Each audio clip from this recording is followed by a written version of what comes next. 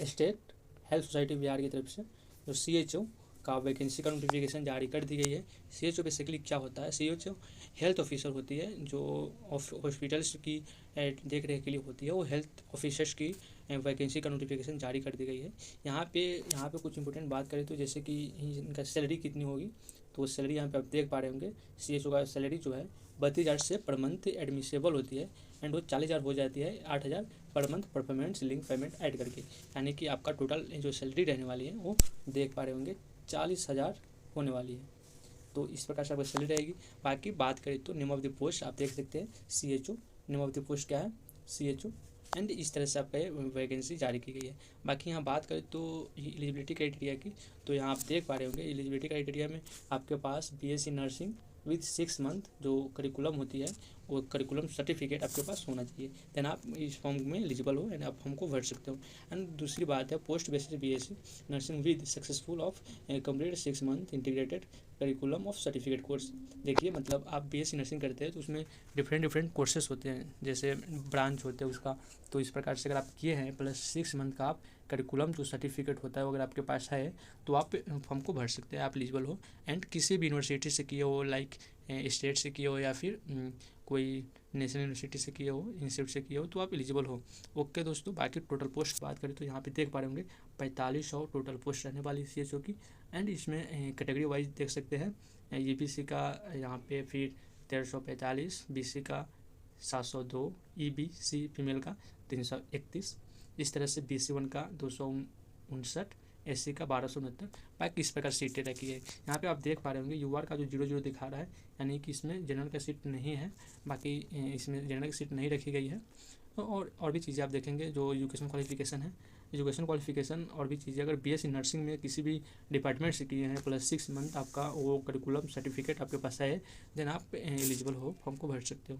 बाकी और चीज़ें यहाँ पे इन्फॉर्मेशन की बात करें तो आपका जो ऑनलाइन अप्लीकेशन स्टार्ट है वो 1 अप्रैल से स्टार्ट है एंड आपका लास्ट डेट है, यहाँ पे देख पा रहे होंगे आपका जो लास्ट डेट है वो 30 अप्रैल को रखी गई है।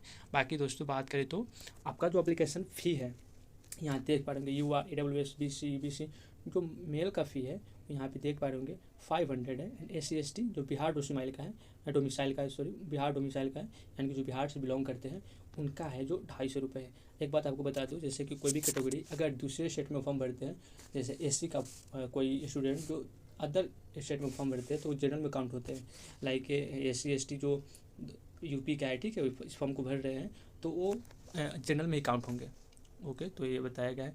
बाकी एज लिमिट की बात करें तो एज लिमिट यहाँ पे देख पा रहे होंगे maximum age limit age on 1 जनवरी 2024 जो यूवर का है वो 32। मैक्सिमम ईयर की बात करें, मैक्सिमम एज लिमिट अगर इससे ज़्यादा है तो आप you are not eligible.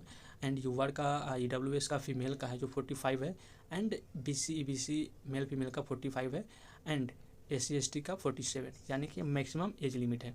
Okay दोस्तों, देन यहाँ पे देखेंगे minimum age should be 21 year.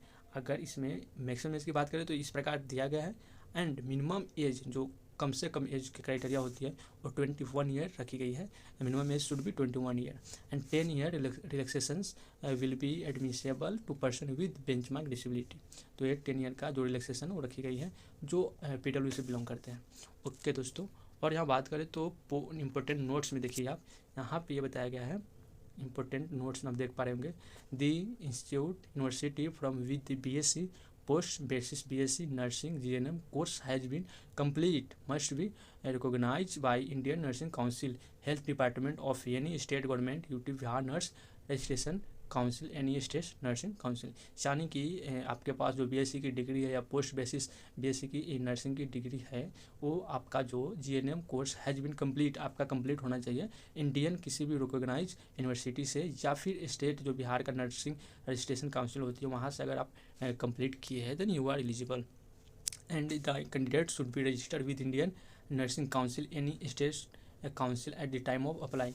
इसमें यह बताया गया है कि आप पहले अप्लाई करेंगे किसी भी registered Indian nursing council NNC या फिर स्टेट का जो नर्सिंग काउंसिल होता है वहाँ पे अप्लाई करते टाइम आप पहले वहाँ पे रजिस्ट्रेशन करेंगे। ओके दोस्तों, बाकी इस तरह से आपका जो ये रहने वाला है। बाकी for candidate who successfully complete BSc with integrated curriculum of certificate in community health of nurse CCHN या post basis BSc nursing course with integrated curriculum of certificate in community health of nurse from an Indian nursing council state council recognise university या from academic year. यानी कि आपका जो ये degree है वो जो BSc का पैटर्न है, करिकुलम है, उसके तहत आपका सक्सेसफुली कंप्लीट होना चाहिए किसी भी यूनिवर्सिटी से, एंड वो आपका कंप्लीट होना अनिवार्य, देन आप वो एलिजिबल हो, ये बताया गया है।